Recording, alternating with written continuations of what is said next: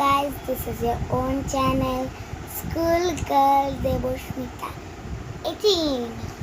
হচ্ছে আমার ঠাম্মি প্রচণ্ড অসুস্থ, ভেতরে কার্বন ডাইঅক্সাইড জমে গেছে, পাম্প দিয়ে বার করছে।